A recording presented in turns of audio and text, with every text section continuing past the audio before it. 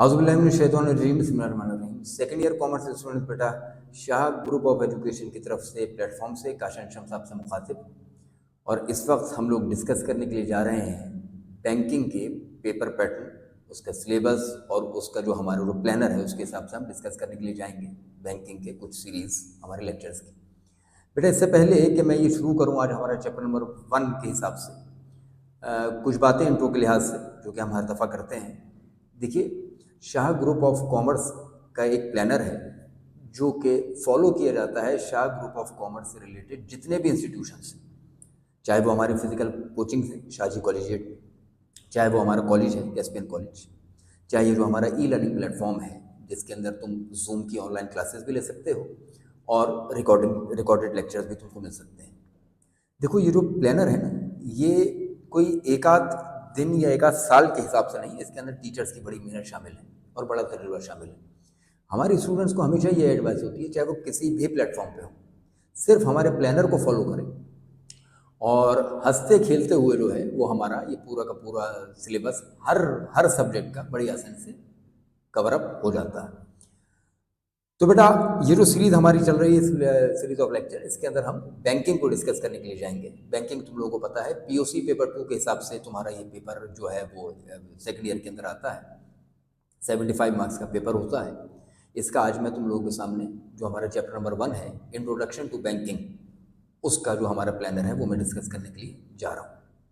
बेटा ये वाले चैप्टर हम ख़त्म करेंगे टोटल 6 डेज़ के अंदर और right from day 1 to day 6 हम टॉपिक वाइज हम इसको लेकर के चलेंगे।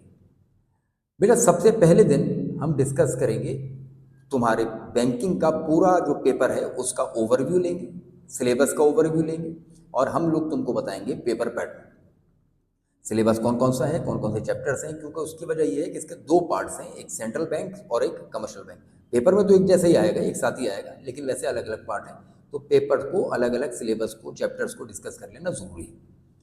उसके बाद हम डिस्कस करेंगे पेपर पैटर्न, यूँ करके हमारा डे 1 ख़त्म होगा। बेटा चैप्टर नंबर जब हमारा डे 2 स्टार्ट होगा तो हम चैप्टर नंबर 1 का पहले टॉपिक स्टार्ट करेंगे, डेफिनेशन ऑफ बैंकिंग और स्कोप ऑफ बैंकिंग। बैंक्स क्या हैं और ये बैंकिंग का स्कोप कहाँ तक जाता है, बैंक्स हमारी कौन कौन सी चीज़ों में मदद करते हैं एक बिजनेस के लिहाज से, इकोनॉमी के लिहाज से, काफ़ी डिटेल के अंदर हम ये टॉपिक पढ़ेंगे। फिर हमारा डे 3 आएगा। डे 3 के अंदर हम हमारे पास पेपर्स के लिहाज से जो एक बड़ा इंपॉर्टेंट टॉपिक है वो हम शुरू करेंगे, scope of banking, origin and scope of banking, यूँ करके कहो।